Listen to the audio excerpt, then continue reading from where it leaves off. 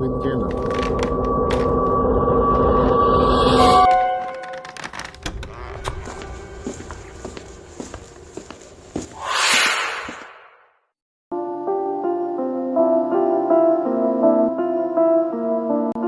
my mid-teens, I hadn't lived in one house for more than a year. Though I've been living in this house the longest, and my family thinks of it as home, since we pay a mortgage on it, I've always felt that my earlier houses were home. The yellow house wasn't one of those. I lived there before I entered school, so my memory of the pale yellow house is fuzzy. But almost all of my memories in that house took place upstairs in the converted attic, where my siblings and I had our rooms. The house was very large, and a lot of the upstairs was undeveloped, filled with closed-off areas and dark closets hidden around corners and under beams. A house perfect for hide-and-seek, which quickly became our favourite game. Over the months, we began picking up strategies, such as taking our stuffed animals and arranging them in human-sized shapes, and hiding them around the attic to throw off the others, till we could reach the furthest corner and call it safe. The last game we played still haunts me. After several rounds, I was labelled as it for the next game, and put my face in the safe corner and began to count. Despite the lack of insulations and noise dampeners, we could never hear what the others were doing, or what direction they went in. I knew they had to be setting decoys before settling into their hiding spot, but I couldn't pinpoint where or how many. When I reached 100, I spun and began my hunt. My brother was the easier of the two, as he was only a year older than me, and I found him with relative ease. But my older sister was a pro. She was where we picked up our tactics, but she was still the best, and always made it to base. I always started my hunt for her in her bedroom, which was separate from mine and my brother's, and considerably smaller. Her bed was occupied, but I knew it wasn't her. Too lumpy. I looked underneath and in the closet, but she wasn't there. I dug deep into the back of the closet and under piles of clothes, but to no avail. I decided to move on when I thought I saw something move in her bed. I pushed onto the central lump and confirmed stuffed animals. I went for me and my brother's room. There wasn't anywhere to hide in mine, really.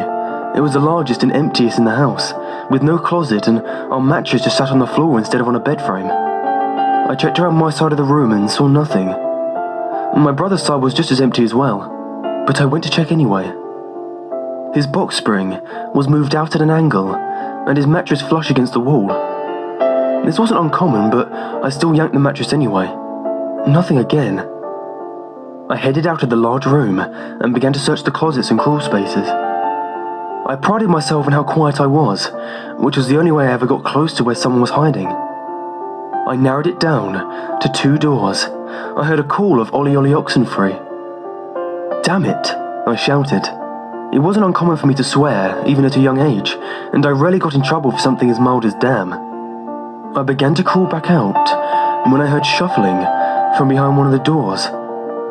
My brother was stuck sitting in the safe corner once I found him, and my sister had just called safe. I knew there were rodents in the house and decided not to let one out of the closet. I finished crawling backwards out of the narrow enclosure and turned to stand up.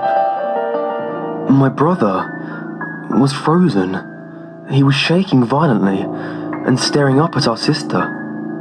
I'd never seen his eyes so wide before, and when they flickered over to me, he seemed to be begging for help while still urging me to run. What was he so scared of? I started to walk over, and he whimpered. I stopped again when I realized how wrong the situation was. My sister wasn't wearing her jeans and t-shirt, but instead was covered in a pile of dirty clothes and stuffed animals. I almost laughed if it hadn't been for my brother's terrified face. As she turned towards me, I saw not my sister, but something terrible. Her mouth was oddly shaped. The corners dug in and didn't close all the way, and her smile was almost toothless. Those teeth that were left were yellowed and decayed. Her eyes were almost sweet, but were watering profusely. She tried to blink, but the area around her eyes just twitched she didn't have eyelids. She was too thin and was bruised and yellow everywhere I could see. She called again. Ollie, Ollie, Oxenfree. She grabbed me and shoved me towards the corner where my brother sat shaking. You're still it. I couldn't speak. I grabbed onto my brother as hard as I could and realized I was crying. She waited. I couldn't blink. I didn't want to blink. And I certainly didn't want to turn my back on her. She began to frown, her eyes still watering. She narrowed them as much as she could. You're still it, she yelled with a hoarse voice that was nothing like the sweet call she'd given before.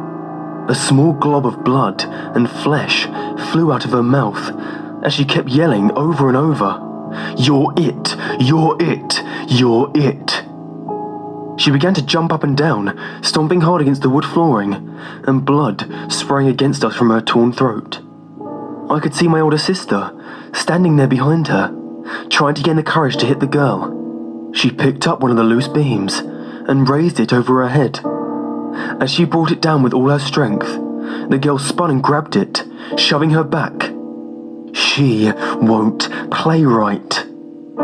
She hardly had a voice now, and every time she exhaled, blood would fly out, and it was starting to trickle out the corners of her mouth. She shook my sister violently, throwing the board to the other end of the room, screaming over and over that I was still it, until I finally found the courage to stand. All right, I'll play.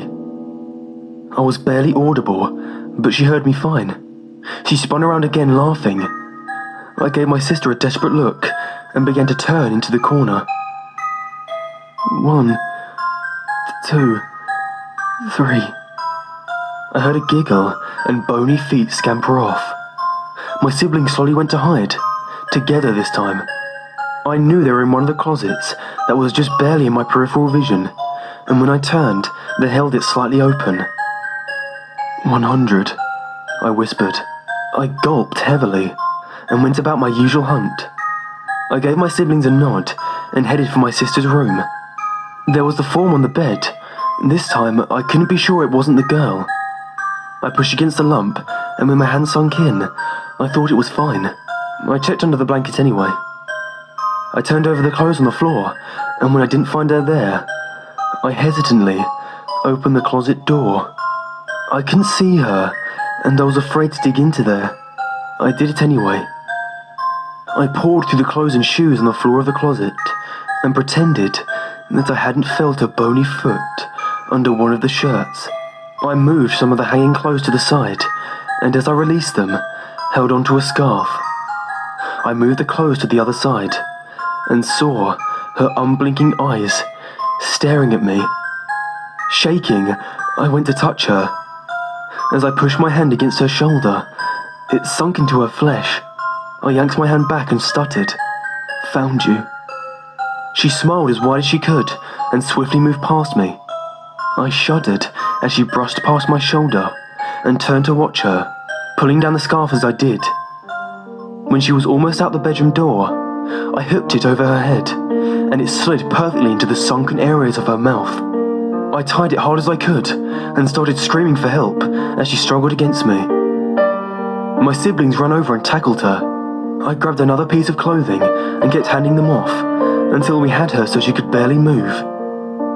We dragged her to the smallest closet in the darkest area of the upstairs and shoved her inside, slamming the door and blocking it with several loose boards.